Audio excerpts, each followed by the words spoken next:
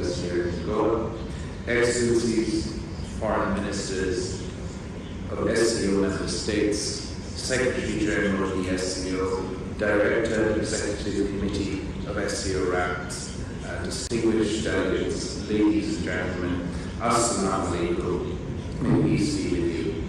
It is an honor for me to represent Pakistan here today. Pakistan considers the SCO a key regional platform comprising countries which are bound together by long-standing historical, cultural, civilizational, and geographical ties. There couldn't be a more powerful indication of the importance that Pakistan attaches to the SCO than my presence here in Goa for this CFM. Pakistan strongly believes in and fully adheres to the principles of mutual trust, equality, respect for cultural diversity, and the pursuit of shared development enshrined in the original Shanghai spirit. These principles are in perfect alignment with Pakistan's own vision of enhanced regional economic connectivity, win-win cooperation, and we believe the SCO could be a key platform for taking this vision of Eurasian connectivity to the next level.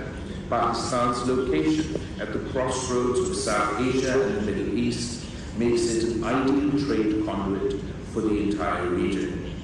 Last year's Samarkand Declaration made a timely call for building efficient transport corridors, reliable supply chains in the region. Investing in our collective connectivity capacities is crucial to advancing our shared vision for an economically integrated region. In that spirit, Pakistan looks forward to hosting the Conference on Transport Connectivity for Regional Prosperity in September 2023. The China-Pakistan Economic Corridor can similarly be a force multiplier for regional connectivity. For too long, we have lamented the lack of connectivity between our economies, an impediment to regional trade and investment. The China-Pakistan Economic Corridor does not only connect Pakistan to its neighbor China. CPEC offers all countries invested in commonality of the future of this region to take the journey further and connect the dots towards full regional economic integration. Excellencies, in a world facing geopolitical flux, dividing the world between us and them, the SCO has emerged as a platform for promoting mutual understanding, security, and development through constructive and mutually beneficial cooperation. SCO's increasing influence and relevance is confirmed by its growing appeal. With each passing year, more countries are joining the organization, either as dialogue partners or observers or full members. We congratulate brotherly Iraq, which would soon become the newest member of the SCO family. We welcome the accession of Bahrain, Kuwait, Maldives, Myanmar, and the United Arab Emirates as new dialogue partners, and look forward to welcoming Belarus as a full member in the near future. Excellencies, in a politically divided world, humanity faces the greatest challenges we have ever faced. We've survived the global pandemic with our economy shaken, people's patience tested, and many questions arising about our readiness to face the next global crisis. The climate crisis poses an existential threat to humanity. Poverty haunts all societies, and no attempts to meet this challenge still have a long way to go. Finally, the situation in Afghanistan threatens to increase the complexity and reach of the challenge terrorism poses to the region and global security. The solution to our collective challenges should be collective action, not a divided reaction. While our problems may seem immense, I believe as a united human race, we have the capacity to not only deal with the challenges, but to learn lessons from our collective good and build in the resilience that will equip us to address future challenges.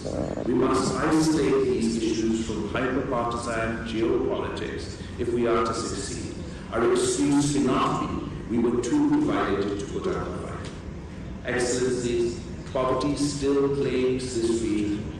We can only overcome this challenge through common efforts and by learning from each other's experience. China offers us hope, shows us how it can be done, lifting 800 million people out of poverty in less than 40 years. Pakistan is proud of the internationally acclaimed Wezir Income Support Program, which has ushered in a silent revolution of poverty alleviation together with women's empowerment. Taking consistent strides on poverty eradication has been hampered by COVID and geopolitical conflicts. We need to set our priorities straight, to deliver to our people, to make poverty history. Chest thumping about economic progress rings hollow when the largest number of poor people on the planet dwell within our collective borders. Given our experience in this area, there is a very strong and compelling case for closer cooperation for poverty alleviation under SCO. The establishment of the Special Working Group on Poverty Alleviation proposed by Pakistan will be a step in that direction. Ladies and gentlemen, our planet can only be saved from the ravages of climate change if the international community works in unison. For Pakistan, this is today's problem. We recently faced the greatest climate catastrophe we have ever witnessed. I ask you to imagine what it would mean for your people if a disaster of this scale were to proportionately affect your country. What would 1/3 of India's landmass look like underwater? How would the people of China be tested if 1 in 7 people were made climate refugees overnight? This was a reality for my country, my people, only last year. We are rebuilding our lives at great cost and bracing for the inevitability of such a disaster striking here. I am proud of Pakistan's leadership through our chairmanship of G77 plus China. We helped advocate for loss and damage to be included on the agenda of COP27. However, this is too little, too late, and much more needs to be done, especially by developed countries.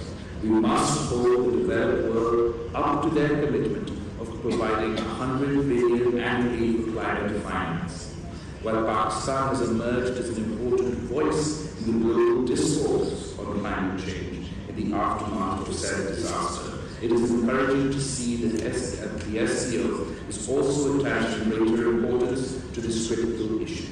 The joint statement to be issued by the Councils of Heads of States on fighting climate change rightly calls for deepening cooperation in the areas of environmental protection. Excellencies, the collective security of our peoples is our joint responsibility. Terrorism continues to threaten global security. Let's not get caught up in weaponizing terrorism for diplomatic points for it. When I speak on this topic, I do so not only as the Foreign Minister of Pakistan, whose people have suffered the most in terms of number of attacks and number of casualties. I also speak as the son of a mother who was assassinated at the hands of terrorists. I feel the pain of this loss, empathize with the victims across the world in a way that most cannot.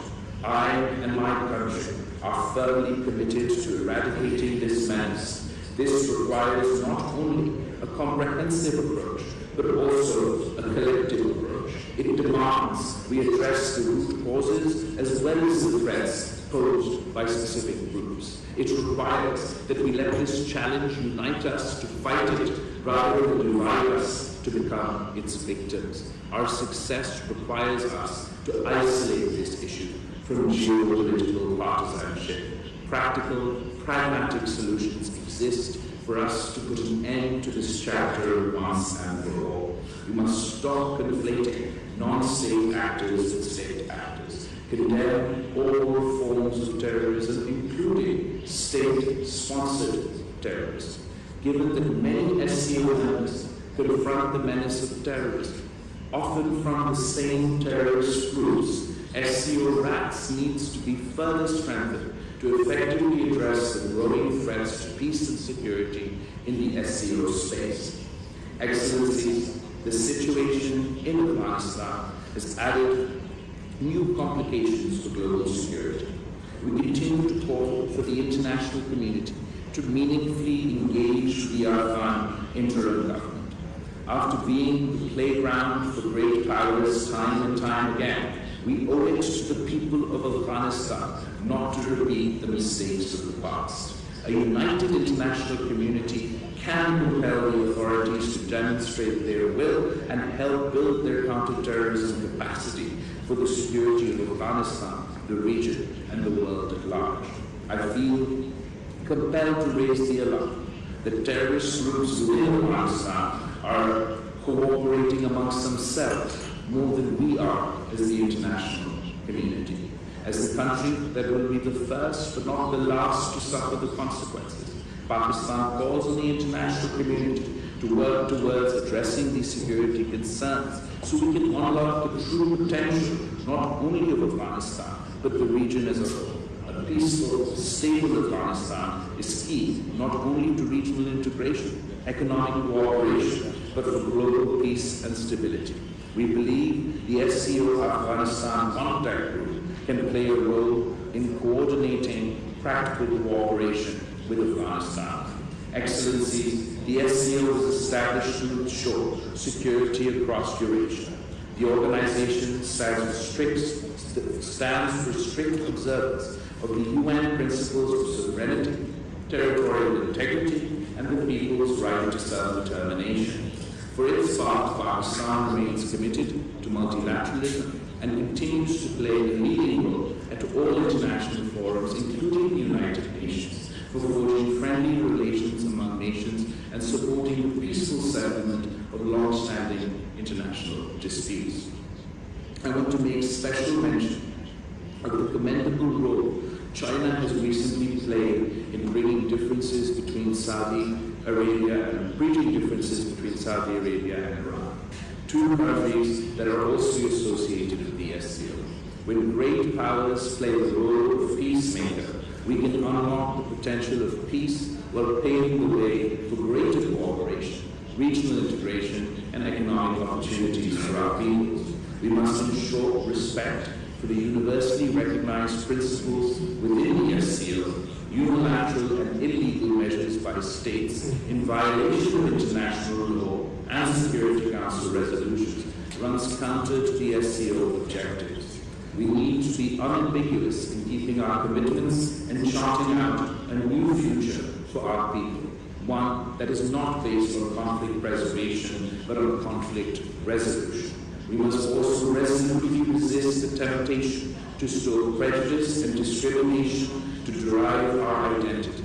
It is imperative that willful provocations and incitement to hate, especially on religious grounds, are roundly condemned. It is our collective duty to fight against fascism and historical revisionism that is leading to violent ultranationalism anywhere in the world. We must ensure that racism and xenophobic ideologies have no place in today's world, and fundamental human rights and freedoms are guaranteed to all.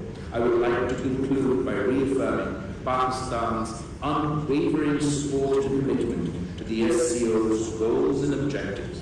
The SCO represents more than 40% of the world's population and almost a quarter of the world's GDP. In other words, the SCO represents the future, and it can be a glorious and prosperous future for all of us, if only we can work together to seize it.